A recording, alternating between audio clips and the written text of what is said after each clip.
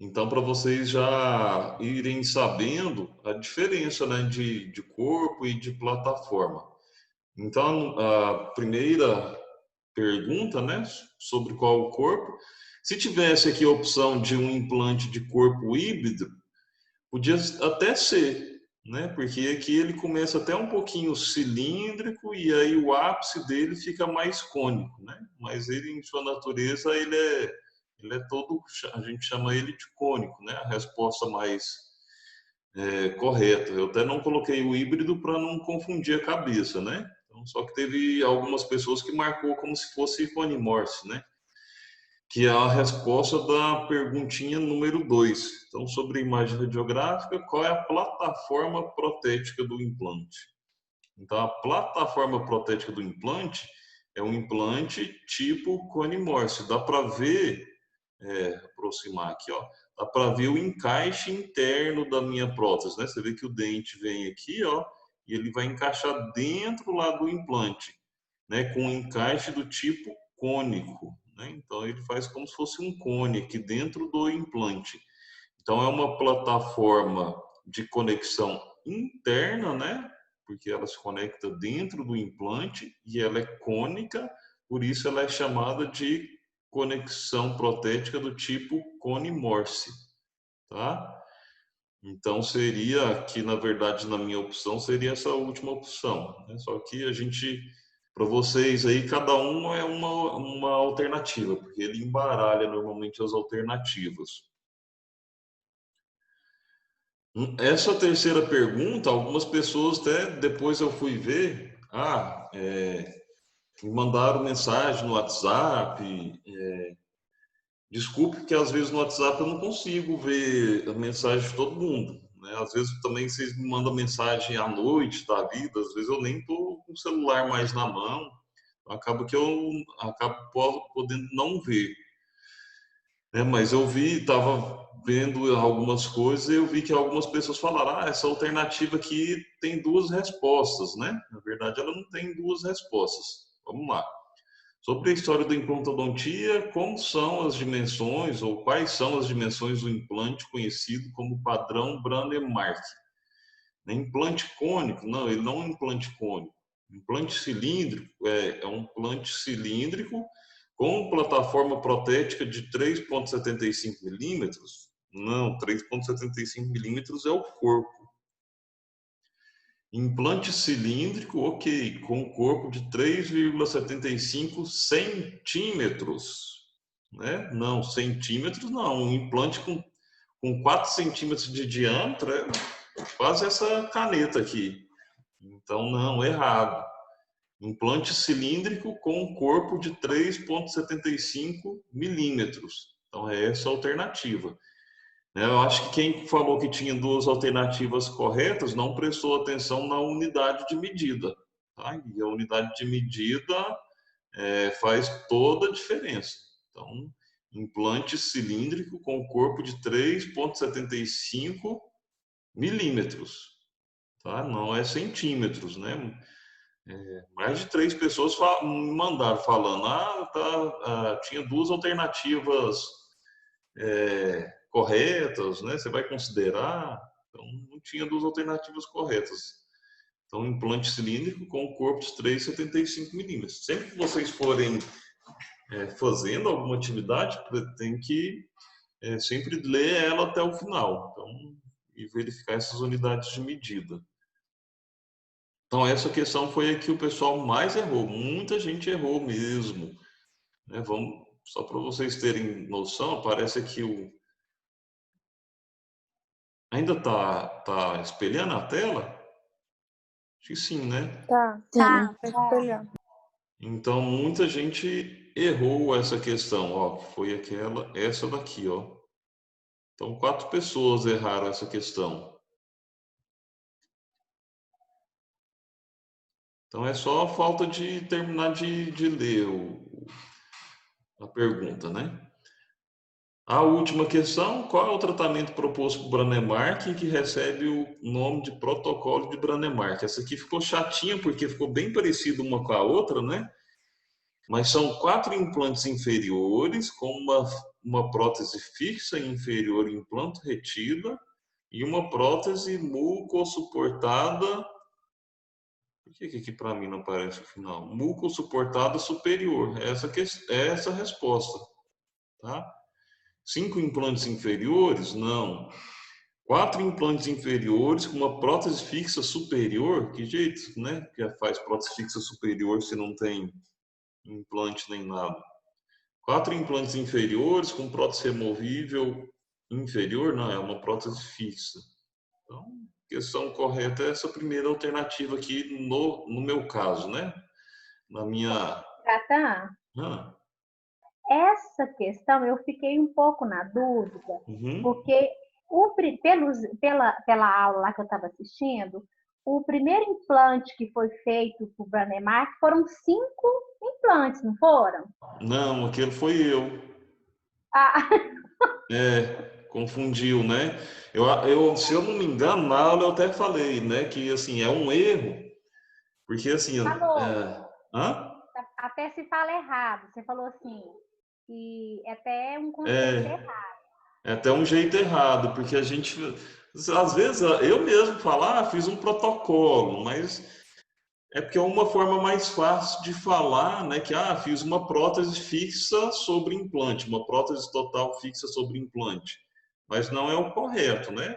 Então, às vezes você vai ver algum colega implantodontista falar, fiz um protocolo superior. E uai, eu aprendi que isso não é protocolo. E realmente, pela literatura, não é o protocolo. É uma prótese fixa sobre implante superior.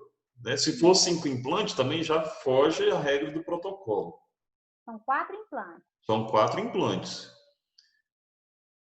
É igual aquele negócio, vou fazer um biscoito frito. Qual que é a receita padrão? Qual que é a receita protocolo do biscoito frito? É a farinha, o ovo, a água e o óleo. Beleza.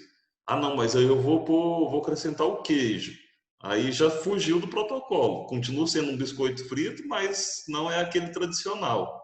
Entendi. Aí você fala Isso assim, daí é então, engraçado porque às vezes cai em concurso público esses peguinhas. entendi.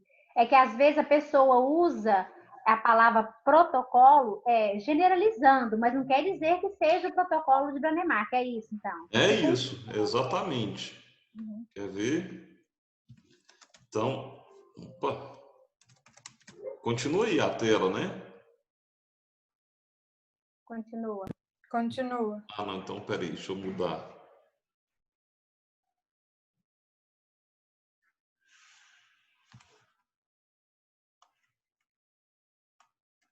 Cadê o negócio?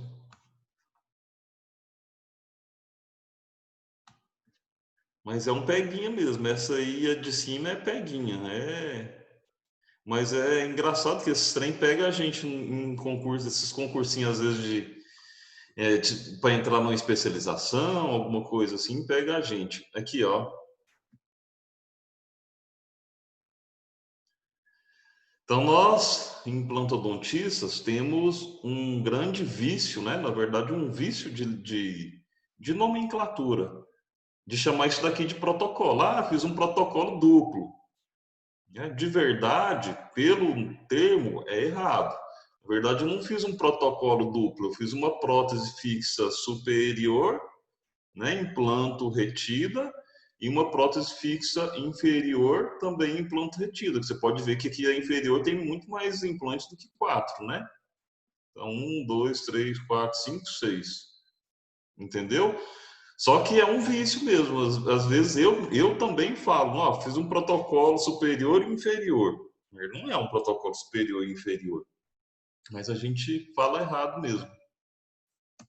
Certo? Entendido. Mas acontece. E aí teve pessoal preocupado aí com nota e não sei o quê. Isso daí foi só. Ele gera uma notinha lá só para vocês verem como que você foi, né? Para eu poder fazer as questões também, né? Para aparecer qual que era a correta para vocês, eu preciso gerar uma nota. Mas não. Isso daí não vai ser contabilizado, não. Quando for valendo mesmo, quando for o jogo de verdade, aí eu vou avisar para vocês, ó, isso aí é valendo a bimestral, por exemplo. Então, aí vocês fazem com um pouquinho mais de calma, com mais cuidado, mas a maioria foi super bem, a maioria praticamente fechou. Quem não fechou foi um errinho ali, às vezes de bobeira mesmo. A maioria tirou 4 pontos ou 3 pontos, tá? Então agora vocês já conhecem, né? Já conhecem aí os implantes, como que funciona mais ou menos a implantodontia. Então agora a gente vai partir para o passo de saber quem que é o paciente que está apto a receber uma reabilitação com implante. Então a aula, às vezes, um pouquinho de reforço do que vocês têm em semiologia, às vezes até em todas as matérias, né? Porque todas as matérias tem uma aula dessa de exame clínico que tem algumas peculiaridades, né? Algumas diferenças, algumas coisas que vocês precisam focar um pouquinho mais. E na implantodontia não é diferente, né? No exame clínico em implantodontia, a gente precisa estar atento a algumas questões, principalmente algumas questões relacionadas à fase cirúrgica, né? Um paciente que vai ser submetido a um procedimento cirúrgico. E também a gente precisa ter um cuidado também na parte protética, né? Porque vai ser um paciente que futuramente vai receber uma prótese, né? A implantodontia nada mais é do que uma forma da gente ancorar, né? Da gente fixar uma prótese ou da gente estabilizar uma prótese, né? Seja ela unitária, seja ela múltipla. Então a gente precisa conhecer o nosso paciente, né? Deixa eu deixar mute, pronto. Então a gente precisa conhecer o nosso paciente. Como que a gente conhece o nosso paciente? Primeira coisa, anamnese, né? Eu brinco normalmente com todo mundo assim, na verdade eu começo a conhecer o paciente na hora que ele aponta lá na porta. Né? Na hora que ele aponta lá na porta, eu já estou, vamos dizer assim, já estou conhecendo ele. Pô, como assim? Né? Então, assim, às vezes a forma dele andar, se ele tiver, por exemplo, algum problema, alguma deficiência física, né? Ele tem algum tipo de cirurgia na perna, por exemplo. Isso daí eu já começo a juntar na minha anamnese. Ah, professor, mas o que tem a ver ele ter um problema físico? Ah, por exemplo, ele tem um problema na perna, às vezes ele já passou por algum procedimento cirúrgico, né? Ele está andando mancando ou ele está tomando algum medicamento, então, ele está com dor, está tomando algum medicamento para aliviar a dor. Outro exemplo, o paciente não tem o braço direito, por exemplo, o braço direito é amputado, ou a mão direita é amputada. Isso daí influencia demais no meu diagnóstico e no prognóstico da minha fase protética. Um exemplo bem simples. O paciente ele é destro, mas por um acidente, infelizmente, ele perdeu a mão direita, né? O que isso quer relacionar para a gente, né, na implantodontia? Alguém imagina? Higiene. Né? Higiene, que ele não consegue fazer direito. Higiene, muito bem. Então, mais um pouquinho, vou forçar mais um pouquinho. Bruno, você viu aquele caso lá que eu te mostrei, que tinha uma prótese fixa sobre implante superior e inferior? Você imagina que aquela prótese seja simples de limpar, de higienizar? Não. Não, então, por exemplo, quando o paciente entra aqui, se for um paciente desse que eu estou falando, perdeu a mão, por exemplo, e ele é destro, eu já começo a não indicar uma prótese daquele tipo mais para ele. Eu prefiro indicar uma prótese fixa sobre implante removível, que existe, né? Porque ele vai remover essa prótese e alguém pode limpar para ele, né? Por exemplo, a esposa, né? O marido ou o filho, né? Então fica mais fácil para ele higienizar. É um exemplo assim simples da gente sempre observar. Existem alguns outros mais relacionados ao consultório, mais na parte de você aprender um pouquinho a conversar com o paciente e até vender o seu peixe, né? Porque Acho que lá no primeiro período, não sei se vocês vão lembrar, quando eu dei aula para vocês, eu fazia vocês se levantarem e apresentar um para o outro, né? Porque na odontologia a gente sempre está lidando um pouquinho também com a parte de vender para o seu paciente. Então você não pode ficar tímido ou escondido frente a ele, entendeu? Então, quando o paciente chega, tem algumas questões peculiares. Será que ele veio sozinho? Veio com a esposa? Então, assim, hoje eu lido muito com isso. Às vezes ele vem com a esposa. Aí, às vezes você acaba direcionando a explicação mais para a esposa, que às vezes tem muito paciente que a vontade maior nem é dele de fazer, né, um tratamento com implante. A vontade maior é da esposa, por exemplo, né? Estou falando isso porque eu tive um paciente semana passada que veio primeiro sozinho, depois a esposa veio junto. Então, isso tudo faz parte do conhecimento. Eu não gosto nem de usar muito a anamnese. Eu prefiro falar assim, conhecendo o seu paciente. A primeira coisa que você precisa fazer é gerar um vínculo de confiança, né? Se o paciente não confia em você, ele não vai fazer o implante com você, né? Muito menos nenhum outro tipo de procedimento cirúrgico. Qualquer procedimento cirúrgico, o paciente já vem com uma ansiedade muito grande, com um medo, né, presente. Então, a gente precisa primeiro conhecer ele. Existem algumas formas de conhecer eles, por exemplo, até mesmo, isso daí eu vou contar, depois eu vou até cortar na edição da aula.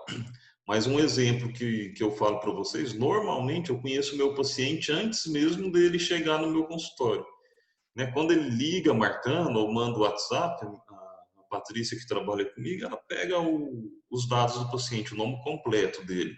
E aí, o que eu faço? Eu vou lá no Facebook, né? Hoje, a maioria dos meus pacientes são pacientes com uma idade um pouco mais avançada, vamos dizer assim, acima de, nem mais avançada, acima de 40 anos, né? Acima de 40 anos, o paciente hoje ele tem Facebook, não tem Instagram ainda. E aí você vai lá no Facebook e já conhece o seu paciente, né? Não sei se vocês já visitaram o Facebook de um colega, por exemplo. Ah, vou visitar o Facebook lá da Bruna. Estou pegando você de exemplo, você foi a última que falou, Bruna. Mas lá no Facebook está lá, com certeza, é, o que você gosta de assistir, o que você gosta de fazer. Tem um monte de Então, foto minha criança, serve? hã? Tem um monte de foto minha criança lá no Facebook. É um monte de foto de você criança. Mas normalmente naqueles grupinhos lá, tem lá, ou onde você foi, fez check-in na academia, por exemplo, né? Provavelmente tem essas coisas. Que música que você costuma escutar? No Facebook conta a nossa vida tudo. Então, por que eu estou falando isso? Às vezes eu vi lá que o paciente gosta de música sertaneja, ou lá tem vídeo dele em show sertanejo. Normalmente eu tenho uma TV, aí eu ponho alguma coisa relacionada aqui com música sertaneja, alguma coisa, por exemplo. Ou senão o paciente compartilha. A Bruna é fã do Bolsonaro, por exemplo, compartilha lá as coisas tudo do Bolsonaro, né? Compartilha a campanha dele. Eu vou chegar nela e vou falar mal do Bolsonaro? Não, não vou, né? Além de você criar uma certa antipatia, né, você pode causar uma certa estranheza também. Então, eu tento conhecer o paciente antes mesmo dele chegar aqui. Então, não uso muito essa anamnese. Né, o exame clínico, vocês vão ver detalhadamente o exame clínico, né, na implantodontia, o que a gente tem que verificar, né? Tem alguns detalhezinhos, principalmente que passa batido, né, algumas questões periodontais, algumas questões de oclusão, para que a gente chegue num possível diagnóstico e normalmente na implantodontia acaba sendo praticamente obrigatório exames complementares, né? Pelo menos uma radiografia, onde a gente vai verificar se tem disponibilidade óssea ou não, já que a implantodontia a gente vai trabalhar na área, né, que será o osso, tá? Então por isso a gente precisa de exame complementar. Aí a gente vai ver também nas próximas aulas, não agora, sobre os exames complementares que a gente mais utiliza na implantodontia e como a gente faz a leitura desses exames complementares. tá? Porque eu sempre falo que a implantodontia, tecnicamente, a fase cirúrgica, ela é bastante simples, né? Qualquer pessoa consegue executar, né? Consegue fazer o implante. Eu tenho certeza absoluta que qualquer um de vocês, se eu falar assim para você, é para você colocar o implante aqui, nessa posição, nessa direção, você vai usar essas broquinhas. Qualquer um de vocês consegue, né? Sabendo anestesiar, incisar e descolar, o implante se torna uma coisa muito simples, né? Só que a gente precisa ter, não só, a gente não precisa ficar sabendo, não só saber, né? Vamos dizer assim, anestesiar, incisar, descolar, suturar. A gente precisa, principalmente, associar um planejamento correto. Se a gente não tiver um planejamento, não conhecer o nosso paciente, não saber a expectativa que ele tem, de nada adianta eu fazer uma cirurgia muito bem feita, né? Nossa, o professor Cássio opera super bem. De nada adiantaria ele operar super bem se ele não faz um planejamento, se ele não sabe qual é a expectativa do paciente dele. Tá? Então, a gente precisa ter esse cuidado no primeiro contato com o nosso paciente. E o bom implantodontista, eu costumo falar isso daí, que o bom implantodontista, na verdade, ele precisa ser um excelente protesista, né? Putz, professor, me lasquei, aquele negócio de prótese total lá com a Leidiane, eu acho, né, que foi, ou com o Fernando, ou a prótese parcial removível com o Fernando.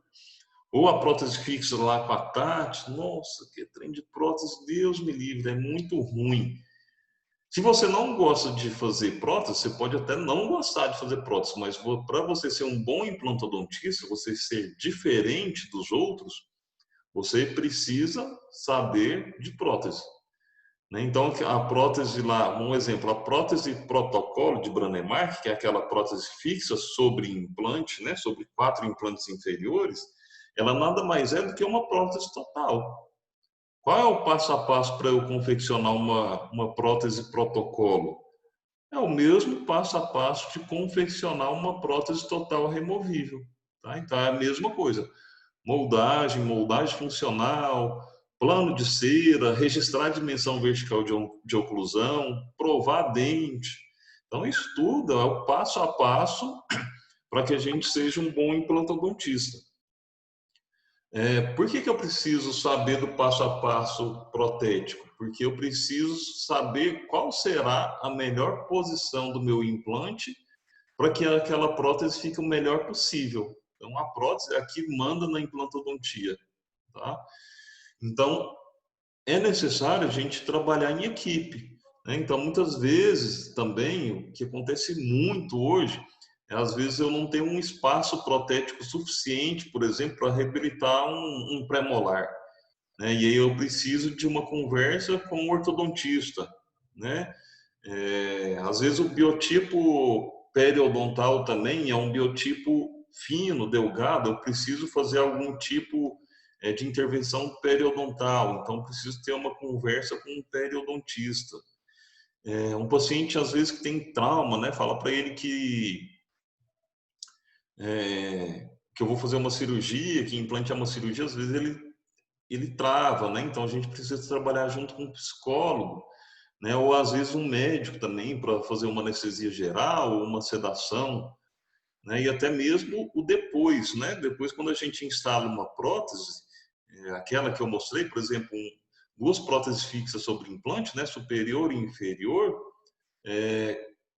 aquele paciente ele tem que ter uma noção que no dia que eu instalo aquelas próteses, ou até mesmo um par de próteses total, né? Eu fiz uma prótese total superior e inferior, né? Vamos saindo um pouquinho da implantodontia.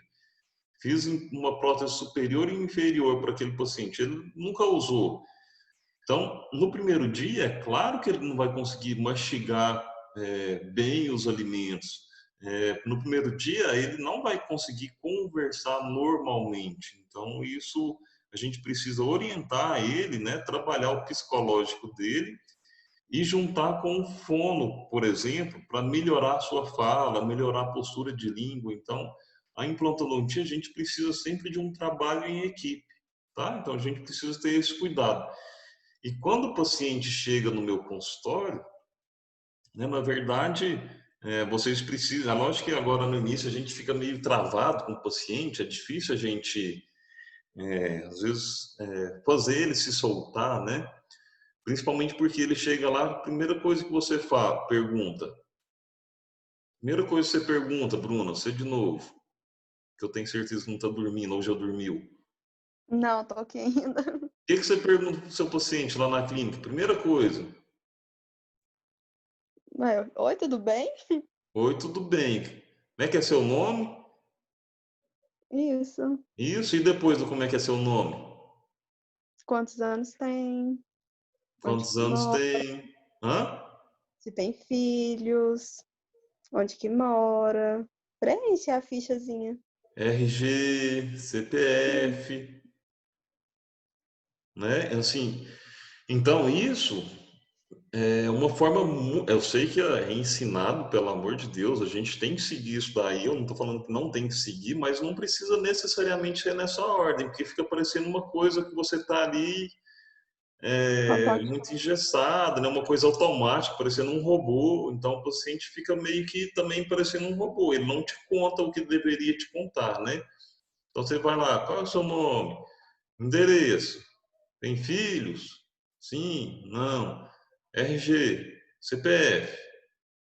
É, tem cardiopatia? O paciente nem sabe o que é cardiopatia. Que mais pergunta? É hipertenso? Você nem Febre sabe o que é reumática. hipertenso. Hã? Febre Febre reumática? Você nem sabe reumática. nem o que é isso. Aí ele te pergunta, o que é isso? Aí Aham, você tem que saber, né? isso. Então, normalmente eu não pergunto essas coisas para o paciente, para ele me perguntar o que é isso. Eu já falo, você tem que tentar perguntar na linguagem dele. Né, o nome dele eu já vou saber, porque né, normalmente já vem escrito na fichinha de consulta dele, na marcação, ou a própria Letícia lá, ou as meninas falam o nome dele. Então eu vou primeiro conversando com ele.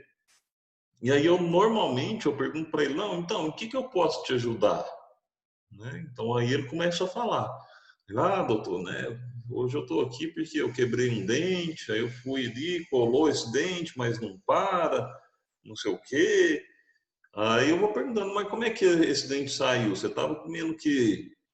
Estava comendo um torresmo. Mas o torresmo é bom, hein? Nossa senhora, mas não tem nem jeito de eu falar para você não comer torresmo, tem que comer mesmo, né? Então, e lá, você gosta também? Aí você deixa a conversa fluir. Então, você deixa primeiro a conversa fluir, e na hora que ele pegar a sua confiança, aí você fala, ó, para fins de anotação, eu preciso só pegar alguns dados seus, né? Se você até tiver os documentos aí, eu só copio, só para eu anotar, deixar anotado na sua ficha, para quando você voltar, não precisar preencher de novo, né? Então, eu vou só anotar aqui seu CPF, seu RG, tá? E tento ir levando assim a conversa com ele. Então, sempre pergunto primeiro o que eu posso fazer para ajudar ele, porque ele vai começar a se soltar, ele vai começar a falar do problema dele. Tá? E aí, em cima do problema dele, você tenta contornar esse problema e conhecer qual é esse problema. Mas existe uma história sistêmica resumida, né? Professor, mas você não pergunta nada. Quando o paciente não fala, eu pergunto, eu acabo tendo que perguntar, né? Eu pergunto para ele normalmente assim: você toma algum remédio de uso contínuo que você toma todo dia? E normalmente ele fala: não, assim, toma um remedinho para dor, quando tem dor, toma ali uma dipirona, né? Toma um paracetamol. Aí você já anota isso também. Por quê? Porque é um remédio que ele já tem mais costume de tomar também, né? Uma medicação que ele está mais acostumado a tomar. Então, para que você vai utilizar uma medicação diferente se aquela que ele já te contou que ele toma e que sana a dor dele? Então eu já anoto isso daí. Outra coisa que eu pergunto é se ele tem alergia a algum medicamento. Eu nem pergunto alguma coisa. Quando você tem alergia a algum medicamento, se você perguntar alergia a alguma coisa, todos têm. Eles falam, tem alergia a poeira, né? Essas coisas. Então pergunto, você tem alergia a algum medicamento? Alguma vez você tomou algum remédio e te fez mal? E outra coisa muito importante, né, é sobre exames, normalmente eu não pergunto, né? Você tem diabetes? Você tem pressão alta? Então, por que que eu não pergunto? Porque se ele responder a primeira aqui, se ele está tomando alguma medicação, eu já vou saber se ele tem algum problema sistêmico, né? Se ele falar, eu tomo losartana, opa, eu tomo losartana e propanolol. Com o tempo vocês vão saber, losartana e propanolol são 2 medicamentos utilizados para controle da hipertensão. Então, eu já vou lá e anoto, ele é hipertenso. Pronto. Beleza, então. Mais algum medicamento? Tomo simvastatina também. Opa, beleza, aí você anota. Aí você já sabe, simvastatina, colesterol. Então ele já teve problema de colesterol. Né? Então isso tudo você vai anotando. Tá? Então ele vai, pelo medicamento, ele vai te contando o que ele tem. Aí você nem pergunta. Aí normalmente eu pergunto para ele, qual foi a última vez que você fez um exame de rotina, um exame de sangue? Né, para saber como está a sua saúde. Doutor, tem uns 5 anos que eu não vou no médico. Aí ele toma essas medicações. Então, o que que eu faço? Eu solicito exame para ele de rotina, né? Aí eu acho que o Cássio já ensinou um pouquinho sobre isso para vocês, né? Só para a gente verificar como que anda, né, o sistema dele, né? A condição sistêmica dele. E a hipertensão vocês aprenderam a aferir. Então, sempre eu vou aferir a pressão arterial do meu paciente. Isso é uma coisa, um diferencial. Porque hoje, praticamente nenhum dentista faz isso no consultório. Então, quando você faz, o paciente dá até uma... Opa, esse cara é diferente, ele está aferindo minha pressão. Né? Por que que ele está aferindo? Então, você fala, só como tem muito tempo que você não faz nenhum um exame de rotina, vamos ver algumas... seus sinais vitais, né? Então você vai lá, afere a pressão, escuta o batimento cardíaco dele, então ele já vai sentir que você preocupa com a saúde dele, tá? Então sempre faça isso, principalmente na primeira consulta, para você ter uma história, né, do seu paciente.